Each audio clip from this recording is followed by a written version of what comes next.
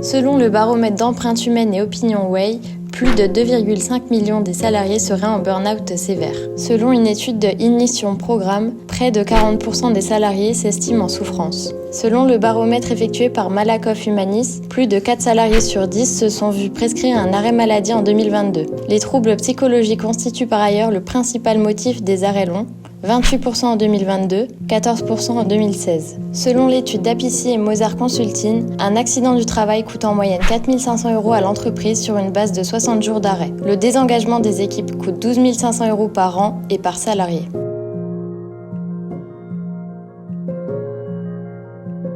Pouvez-vous nous parler brièvement de votre expérience professionnelle et de votre parcours ? Alors en 2017, je cherchais un emploi dans le domaine de la communication parce que j'ai fait un master en stratégie de communication et j'ai postulé donc dans cette entreprise parce que le poste m'intéressait, les missions m'intéressaient et donc je l'ai intégré en février 2017 en tant qu'assistant de communication. Quelques mois plus tard, ma responsable a fait elle-même un burn-out et on m'a donné son poste. Donc je suis passé responsable de la communication pour ce groupe. Alors en fait, j'étais commercial et formateur en informatique. Je vendais des systèmes pour des commerçants.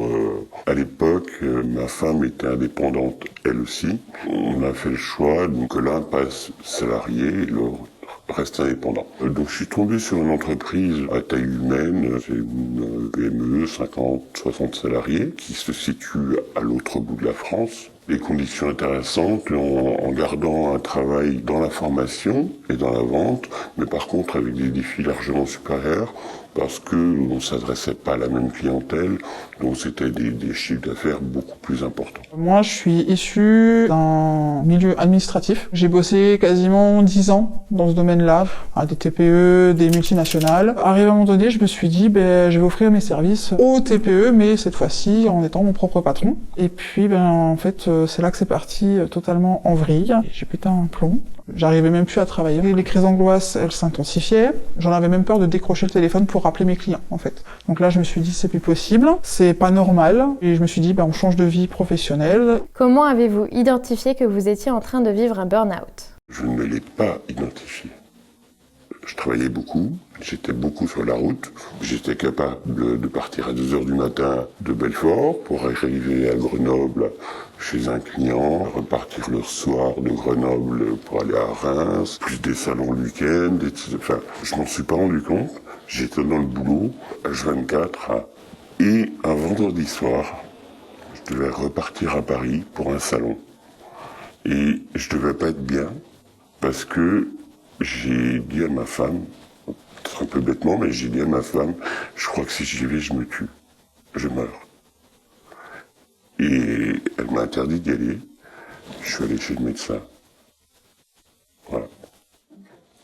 C'est mon corps en fait qui m'a dit stop, ça va pas, c'est pas normal. Donc, ouais, les crises d'angoisse, les douleurs abdominales qui étaient pas forcément expliquées, c'est vraiment manifesté avec des symptômes physiques. Et puis oui, j'étais à fleur de peau bien évidemment. On me disait un tout petit truc ou le petit grain de sable ça prenait tout de suite des proportions énormes. Et c'est là que je me suis dit c'est pas normal. Voilà. J'ai été en difficulté pendant quelques mois et en fait il y a un jour où mon responsable m'a appelé, j'étais en télétravail, il m'a appelé pour me parler d'un projet et ça a été un peu la goutte d'eau qui a fait déborder le vase. J'ai raccroché et j'ai commencé à pleurer, à partir un peu en crise. Ce jour-là j'avais un rendez-vous chez mon médecin traitant qui était déjà prévu pour autre chose et du coup j'y suis allé et puis il m'a posé la question fatidique de comment vous allez, et j'ai complètement fondu en larmes, je suis partie en crise d'angoisse, il a eu beaucoup de mal à me calmer. Je lui ai expliqué ce qui se passait, il m'a mis en arrêt maladie pendant une semaine dans un premier temps parce que je voulais retourner rapidement au travail pour avoir un entretien avec les RH et essayer de trouver une solution. Quels étaient les principaux facteurs de stress dans votre environnement de travail ?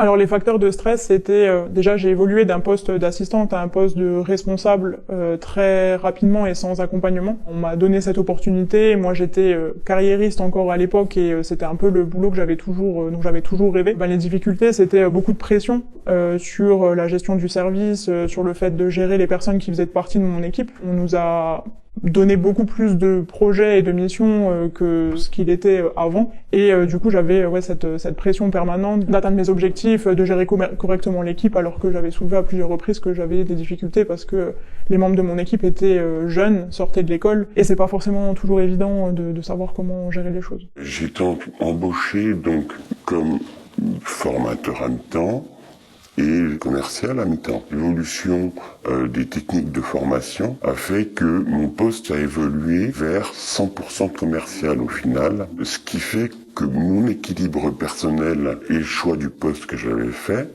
ne me correspondait plus vraiment. Plus les 100 000 km par an, plus les découchés 4, 5, voire 6 jours par semaine. Ça commence à faire beaucoup. Les appels et les mails du patron à 11h, à minuit ou à 3h du matin. Au bout du temps, ça devenait un peu lourd. Voilà. Comment ces facteurs ont-ils évolué au fil du temps ?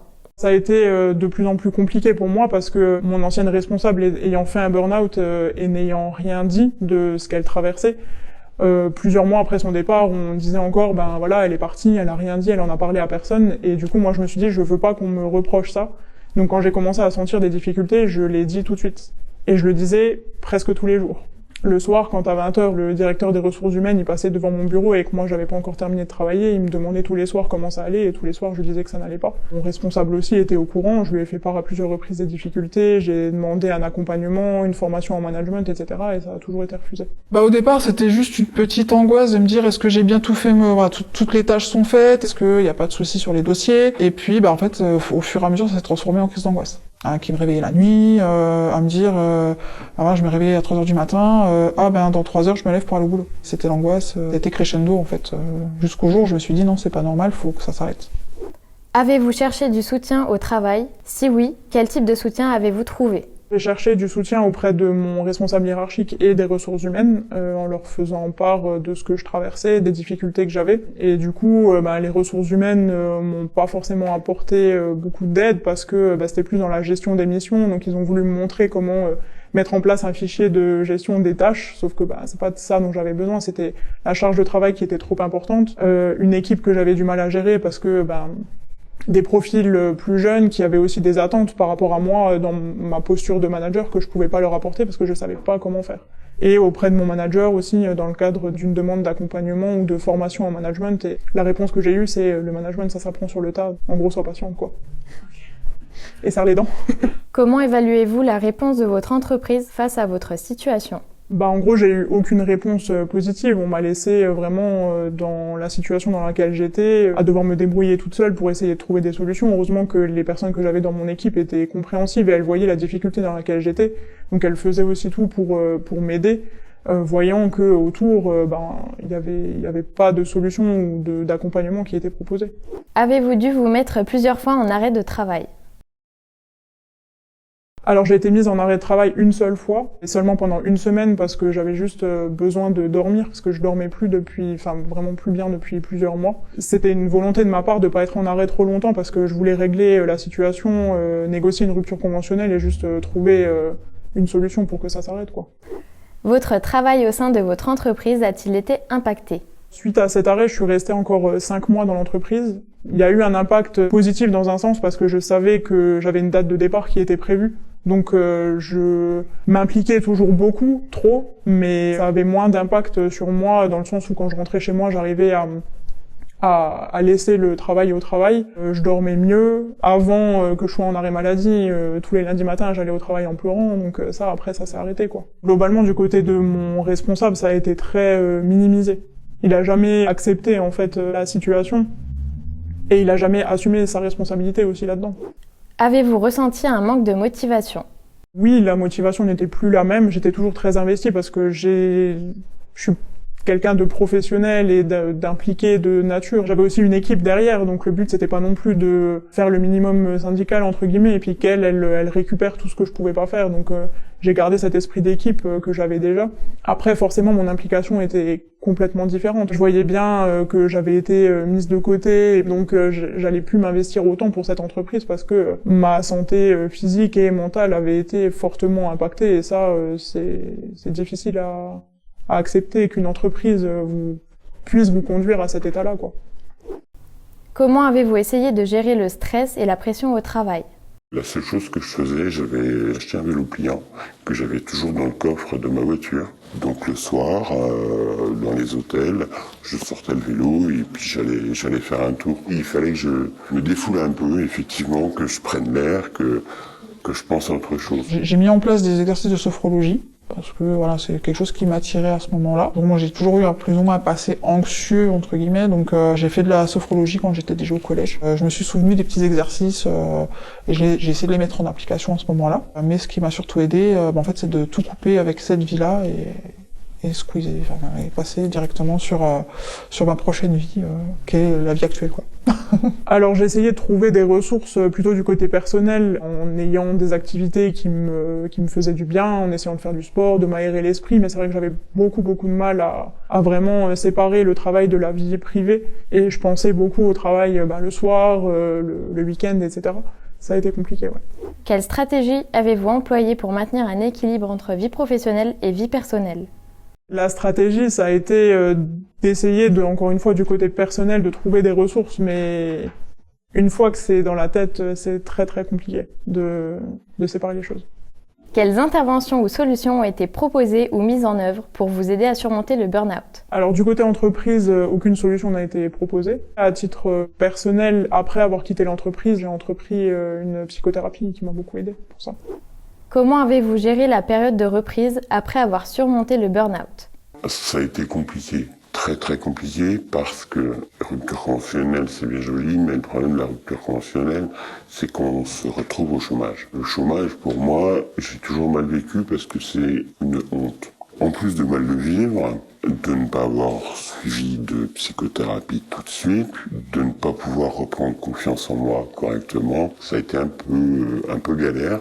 Après j'ai changé, je suis reparti sur mon métier de base qui était conseiller de gestion d'entreprise, tout simplement. Donc, je suis reparti là-dessus. Le seul problème, c'est que j'étais arrivé à un âge où ça devenait un peu plus compliqué de trouver un boulot, donc c'était plutôt des CDD, des enchaînements de CDD en réalité. Quel changement avez-vous apporté à votre vie professionnelle et personnelle ? Le changement de vie professionnelle, j'ai sauté le pas, j'ai carrément changé de secteur d'activité. J'étais assistante de gestion et puis là aujourd'hui je suis graphiste web designer. Je suis passé vraiment du coq à l'âne entre guillemets, mais je crois que c'est la meilleure décision que j'ai prise dans ma vie. Que recommanderiez-vous aux employeurs pour prévenir le burn-out au sein de leur organisation ? De respecter leurs salariés, de respecter des horaires, de leur faire comprendre que ce ne sont pas des machines, qu'à un moment, un humain, ça s'use. Il faut être attentif. Alors déjà, essayer de déceler les signes chez le salarié. Une perte de motivation, des petites coquilles qui se mettent à répétition dans les dossiers alors qu'il n'y en avait pas avant. Voilà, il y a plein de petits facteurs et je pense qu'il faut pas laisser de côté justement ce côté humain en fait qu'on oublie beaucoup dans les entreprises aujourd'hui à mon avis. Alors au niveau des entreprises, je pense que c'est nécessaire d'être à l'écoute, d'autant plus quand il y en a qui ont la force et le courage peut-être d'aller parler des difficultés, parce que moi j'en ai vu beaucoup dans des entreprises qui souffraient en silence, quoi. C'est pas évident d'aller toquer à la porte des ressources humaines pour leur dire je suis en difficulté, ça se passe pas bien. L'écoute c'est une chose, mais aussi la recherche de solutions. D'écouter, de prendre en considération, de prendre au sérieux aussi les choses. Ce qui m'a mis en difficulté, c'est le manque d'accompagnement et je pense de prise en considération des difficultés dans lesquelles j'étais. En se disant c'est bon, elle serre les dents depuis un an, elle peut continuer, quoi. Y a-t-il quelque chose que vous aimeriez ajouter, un message que vous souhaitez partager avec d'autres personnes vivant une expérience similaire ? La première chose, s'écouter, faire des pauses dans son boulot. La troisième chose, qui est peut-être finalement la plus importante de toutes, si vraiment on a un burn-out, les antidépresseurs ne servent pas à grand-chose. Par contre, la psychothérapie est utile. Moi, il m'a fallu 10 ans pour m'en rendre compte. Il y a des grosses actions de sensibilisation qui devraient être faites, d'où l'intérêt d'ailleurs de votre projet. Très bien. Voilà. Le conseil, si je peux en donner un, ça serait surtout de pas hésiter à en parler, en fait. Pas attendre que le corps dise stop. Dès l'instant où on décèle ces petits signes où on n'est pas à l'aise dans son travail, ou peut-être on a envie de faire autre chose aussi, pas hésiter à en parler à son employeur ou à son entourage et essayer de trouver des solutions pour éviter les gros soucis derrière. Je pense que c'est important de pas rester seul. Parce on aurait tendance à se dire, on a des ressources, on peut continuer, ça va passer, etc. Mais quand ça dure, quand ça fait trop longtemps que ça dure et qu'il y a les premiers signes qui commencent à s'installer, les troubles du sommeil, l'anxiété, l'irritabilité, etc. C'est des signes qu'il faut prendre au sérieux et se dire, déjà en parler autour de soi, je pense à ses proches, à ses amis pour avoir du soutien. En parler à l'entreprise et la mettre devant ses responsabilités s'il y a une responsabilité de l'entreprise, qui est quand même assez souvent le cas. Et éventuellement de se faire accompagner par des professionnels de santé quand on sent que seul, on n'a pas forcément les ressources et les outils pour le faire. C'est pas une honte d'aller parler à un psychologue et de se faire aider.